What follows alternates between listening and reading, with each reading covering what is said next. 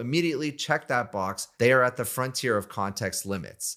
Next, it is a 1.6 trillion total parameter model with 49 billion active parameters. This is called mixture of experts. It basically allows you to have a massive model, but run only parts, small parts of the model that are specific to the question or the prompt that you're giving it. They also have V4 Flash, which is their workhorse model. It's going to be smaller, it's going to be faster, and it's going to be much cheaper. This is 284 billion total parameters with 13 billion active. And if we look at this screenshot, we can see both of them were trained with about 33 trillion tokens of training data. So some of the characteristics of these models: they have enhanced agentic capabilities. It is comparable to the state-of-the-art agentic coding models like Opus 4.7 and GPT 5.5.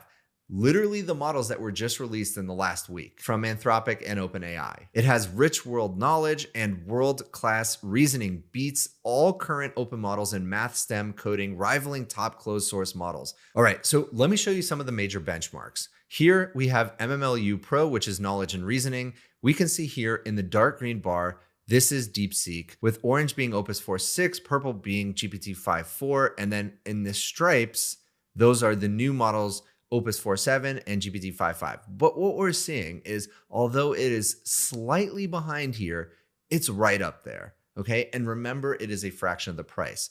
Here, GPQA Diamond, same thing, SweBench verified. And basically what you're seeing across the board is, yes, it is behind, but just a little bit. And that's the real story here. Most use cases, the vast majority of use cases, do not require the absolute frontier level intelligence. And the fact that DeepSeek is so much more efficient and so much cheaper is actually the problem for the United States. And so let's talk about cost, because that is really what we need to be scared of. And if you're not sure why, I'm going to explain. Let's look at the cost first. This is AI model price versus performance. On the y-axis, we have intelligence. Just think, the higher, the smarter. On the x-axis, it is the price. The more to the left it is, the cheaper it is. Cheaper is better. And so what you want is to be up here in this top left. You want to be as cheap as possible and as intelligent as possible. And so what do we see? We see GPT 5.5, which was just released, at the very top. We have Opus 4.7 right next to it. And I'm just measuring intelligence right now.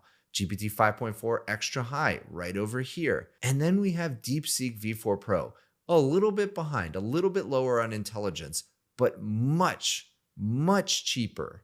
And then look at Flash down here. Certainly a big drop in intelligence, still really good, but this is an absolute workhorse model price right here. This is pennies per million tokens. Now I want to show you how the rivalry between the US frontier labs and Chinese frontier labs has gone over the last few years.